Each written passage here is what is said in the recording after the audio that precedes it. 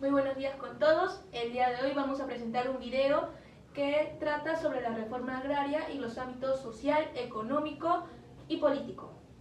Mi nombre es Milady. Gonzalo, Karen. Damaris. Gustavo. La reforma agraria en el Perú, impulsada en 1969 por el gobierno de Juan Velasco Alvarado, marcó un antes y un después en la historia del país, desde un punto de vista político, social y económico. Esta reforma fue en gran medida beneficiosa, que ayudó a redistribuir la tierra y mejorar la situación de las comunidades campesinas. El sociólogo Orlando Fals Borda considera que esta reforma permitió una mayor participación política de los sectores rurales y rompió con estructuras de poder que perpetuaban la exclusión social. Por otro lado, el economista peruano Hernando de Soto destaca que, aunque hubo fallas en la implementación de la reforma agraria, contribuyó a dar reconocimiento legal a pequeños productores que antes estaban a margen del sistema, favoreciendo su inclusión en la economía nacional. Así, la reforma agraria peruana fue un proceso clave para enfrentar la desigualdad estructural del campo. Desde un punto de vista social, la opinión de la reforma agraria dependía de varios factores, ya que principalmente afectaba a una cierta parte de la población.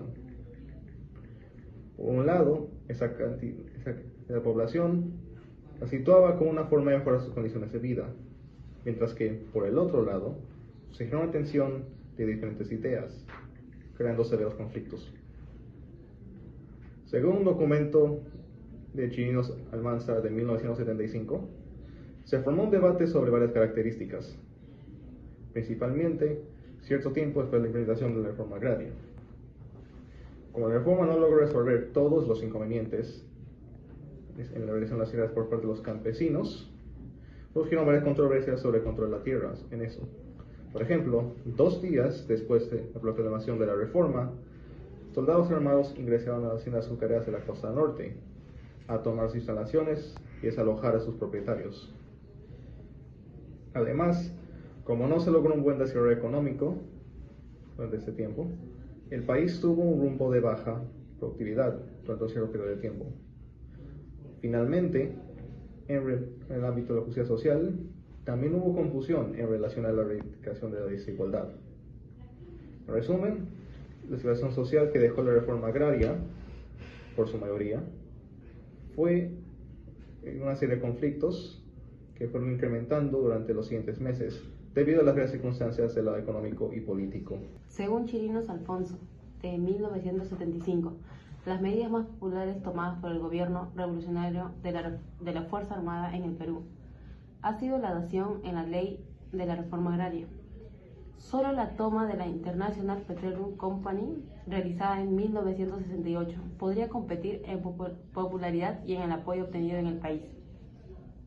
Con la adhesión de que la ley cambiaba radicalmente la estructura agraria peruana durante el gobierno de Odría.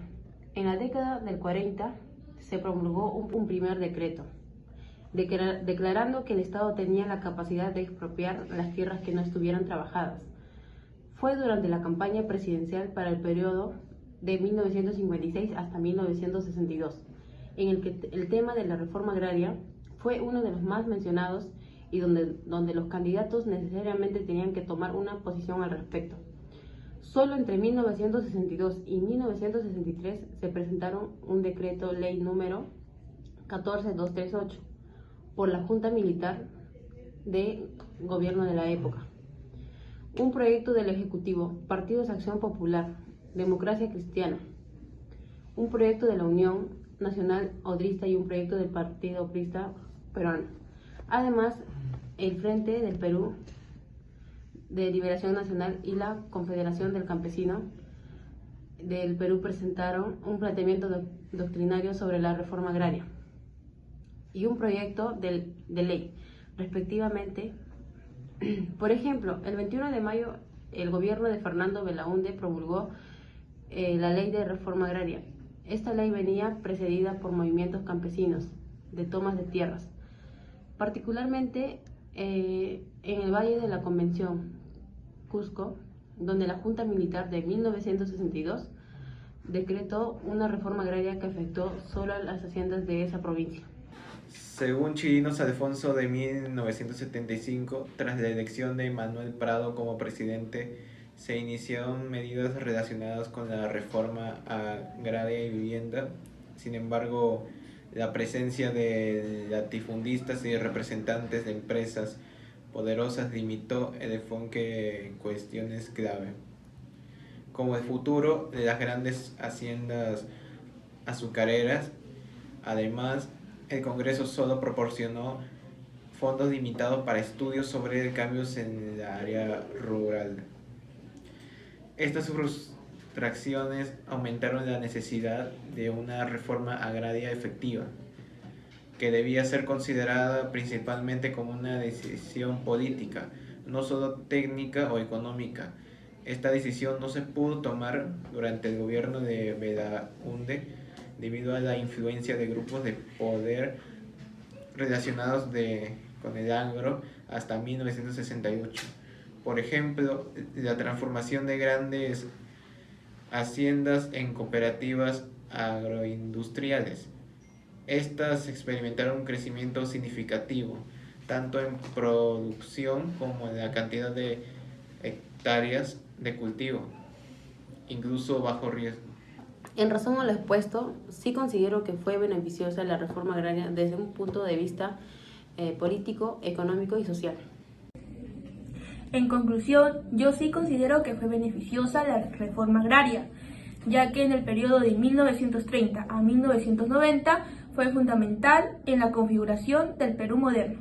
Los cambios y pertenencias en los ámbitos políticos, económicos y sociales han dejado un legado complejo que ha comprendido desde una interpretación histórica crítica, permitiendo entre sí identificar tanto los avances como los retos persistentes que enfrenta el país en la actualidad.